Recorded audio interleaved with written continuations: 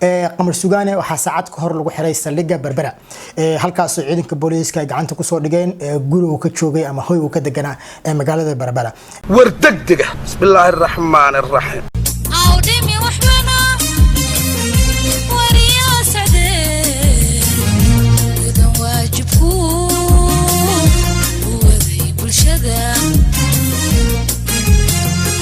السلام عليكم ورحمة الله تعالى وبركاته قارت قناة قاهية مدن ملك سوى جوتان سيكستو مقالك دين سو قارية بحلقة تقدر ونسان وشانك شعشاكي ونولاك شعشاكي كسر ودا برنامج كهذا الهين تبل شدا عاود كوكاية فنان كقمر السجانة أو ساعات كهر الوحري مقالة بربرة الصومالي لان كدي مركي أو مقالة مقدسة مالين تشهيات عروتي سوقاتي حدا ما حسبت له حرام برنامج كان كوي جدنا سيدو كلا برنامج كان أنت جود تروح عنك وسوق جدنا ده برالك النقطة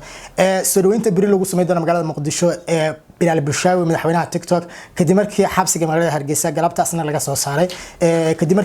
maalintii shalay ahayd sidoo kale isagana ay maxkamadda ku xukuntay in 48 saacadood gudahood laga saaro deegaanada Soomaaliland laakiin sabab la xiriir diyaaradda oo raaci lahaa ugu dayo xabsiga magaalada Hargeysa ku jira barnaamijka cawladaas qobayeen kugu haya waxaan diyaaradda inta badan ku saari doonaa sababta loo xiray qamar sugaani adduunyada warkiyo wacalka hagee waagi baryaba warsidaha kee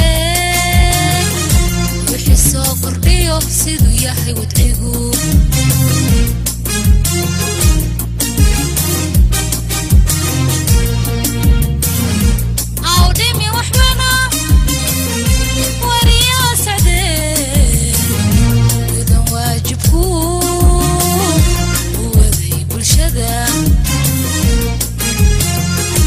وهاك صاحب فضلا هدي تايمر كوغوري سجنال كي كسو غار عن كعسنا سبسكرايب صارتو sidoo kale la wadaagto muuqaalkan saaxiibada kale ee si wali u soo gaarin sidoo kale waxaan u mahad celinayaa dhamaan asxaabta ku xiran channelkiga oo dabcan aan dareemin barihi dhawitaan muuqaalo badan aan soo gelin aan taas kara la garanaya inkastoo aan jeclaa inaan muuqaal mar walba idin soo geliyo haddana xogaa mashquul yar baa jira laakiin hadda wixii ka dambeeyo waxaan rajayn doonaa in aan dhacdooyinka iyo barnaamijyada degdeg ah dhaco inaan ila wadaagi doono sida degdeg ah aad baad mahadsantiin wahagaag waxaa magaalada Berbera goordhaweyd lagu xiray fanankii weynaa hobalkii weynaa qamar sugaane kadib markii maalintii shanay ahayd oo safar kaga yimid magaalada Muqdisho kadibna uu deegaanada Soomaaliland soo gaaray qamar sugaane waxaa saacad ka hor lagu xiray saldhigga Berbera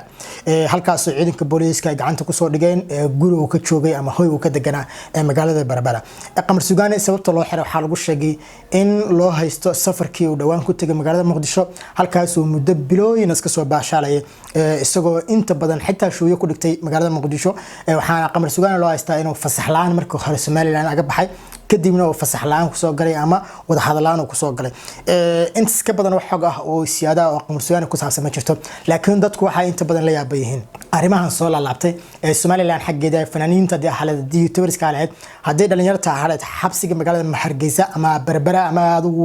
Boorama iska dhin kasto Boorama ay xabsi inta badan ka dhicin waxay inta badan aad dadku hadal hayaan xabsiga guud ahaan Soomaaliland ku soo noqonaya anigoo jecel in aan kala qaado haddaba inta badan qamar sugaane waxa lagu haystaa maxaa Muqdisho u tagtay waana sababi hore fanaaniinta hore loo xiri jiray sida fanaaniinta xidigaha geesko kale oo inaa hal iyo laba aan ku soo koobi karin dabcan qamar sugaane xarigiisana waxa uu ku leeyahay kiiskaas fanaaniinta waa hor loo hirsi jiray inkastoo kiiskaas iska dhamaaday oo ayamihii dambe ay fanaaniintu intay tagaan Hargeysa ay ka tagaan Hargeysa ay Muqdisho tagi jireen ku soo laaban jireen amar la'aan wax xabsina aan la dhigi jirin qofka aad xiraysaan sifa sharci ah soo maro oo idinka warqadii aad ku xiri lahaydeen wato kale waana ahay hawsha ma qaban karayna dhaho iska dhiyo qamar sugaani hadda ka hor ayuu arrintan ka hadlay mar oo magaalada Muqdisho tagay kadibna uu ku soo laabtay Soomaaliland gaaraan Hargeysa oo hoygiisa ahaa xiligaas mar uu ku soo laabtay waxa uu sheegay in dadka hadii la xirayo oo Soomaaliland ugu baaqay sifa sharci loo xiro hadii aan sifa sharci loo haysanina madaxda xiliga wadanka u talisaa ay xilka iska dhibaan baaqiisa kaas oo ahaa laakiin caawa asiga ayaa god ku jira hadaba adigana daawanaysa soo aragtay xarga qamar sugaane commentiga ka dhiiba fikirkaaga waan ku tixgeli doonaa loofan ku saari doonaa hadii ay baraale ka noqdo gacanta waa qalfoofe qalbigeena salaamay ma sha Allah reer Muqdisho maxaa leedahay reer Muqdisho aan leeyahay saaxiibayaal baan dhamaantiin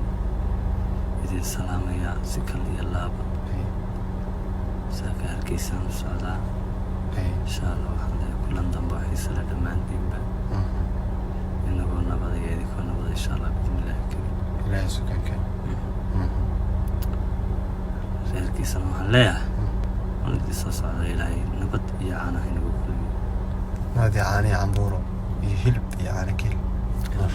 وهاجاك صاحبال إمكنا حالة بلال بشاوي سيدا على سعتان بلال بشاوي ومدة لما بلودا كو حنا مقالة هرجيزة زوماليلان وحا قلبت لقى صار حبسيجي استوى عاوة سرير فريش سيحانا يا كدب لو بلودا حبس كود حجري وحالة ذاك وجهي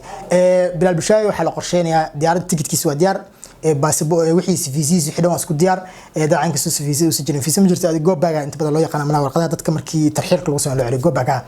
go home ki warqadii waa u diyaar waxaa la doonayaa in biri uu ku laabto insha Allah sidii la xaqiijiyay saacadu marka ay tahay 11 barkii xilligaas ayuu magaalada Muqdisho ku aadan yahay dhanka kale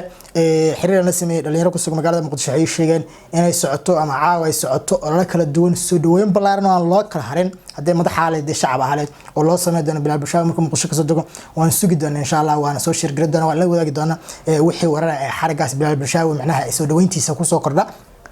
لكن waxaa farxad leh oo war lagu farxad ah in Bilal Bashaawi isagoo nabad qaba oo magaalada Hargeysa soo duulo Muqdisho yimaado codsiga hooyisna si waafi loo aqbalo aad og masada daawashada maqaalka ka shacshkeeda la say maqaalda bixisale السلام عليكم ورحمة الله وبركاته هلكني وأيروبورت كمقالة مقدشو هذا عد انترناشنال أيروبورت قوانيما فضانا سيدا أدو جدان علنكي جمهورية بركة يسمى لقود حيبيني وأيروبورت كي قرانك الصوماليات